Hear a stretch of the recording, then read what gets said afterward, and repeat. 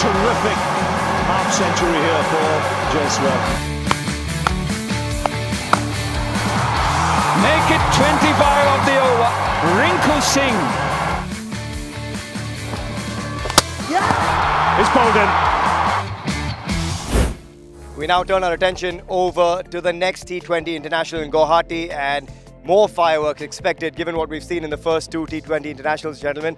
But I have to start with the man who set the tone in the second T20 International, Yashasvi Jaiswal. Given that destructive nature that we've seen, is he a sure shot, do you think, in many ways for the World Cup next year, Abhishek? Well, I think you would like to think so, because he's been part of this T20 setup now for the last couple of series. He's constantly done well for us. Even in Test cricket, he's someone who's evolving into a future star. So you expect him to be there. It's still a fair distance away, and you've got an IPL in the middle as well. But just in terms of the way he's tracking now, I think he'll definitely be a front runner for that spot. He's the front runner at the top. Simon, you've seen enough now of Rinku Singh. Is he that finisher that India have been looking for? Because when MS Dhoni was around, that was a quintessential finisher of world cricket. Then you had a Hardik Pandya in between.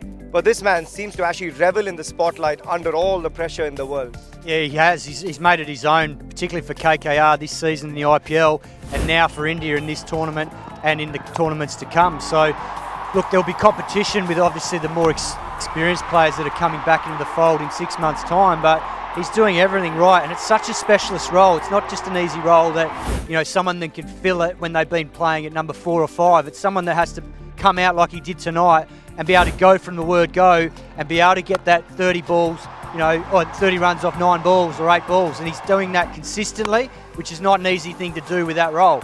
And the way that he's doing it is probably the most impressive part, because he's just playing the ball and he's reacting to what's bowled to him. He's not premeditating, he's hitting the ball exactly where it needs to go according to what's bowled, and that's going to be something that helps him be consistent in that role.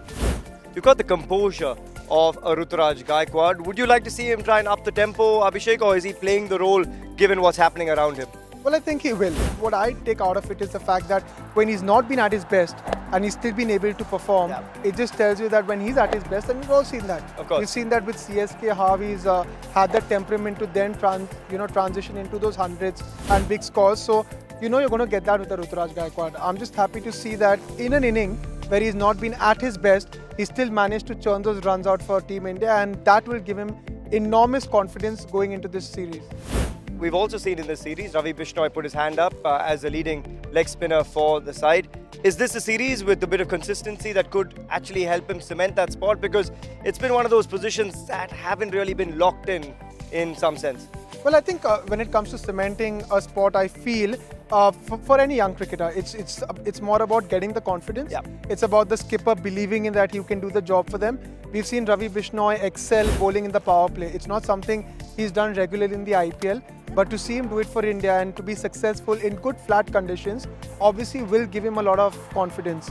He's competing with a UZ Chahal, who also comes and bowls in the death, but he's doing a terrific job at it, while he's part of that team. So I think every opportunity that a youngster gets, it's about capitalizing, it's about doing well enough so that you can prove to the management, you can prove to the captain that whenever given the opportunity, you can believe and entrust me in pressure situations for me to bowl all 3 phases of the game. Having lost the first 2 here, you think in this series they've got what it takes to turn the tide a little bit and avoid a whitewash into Guwahati?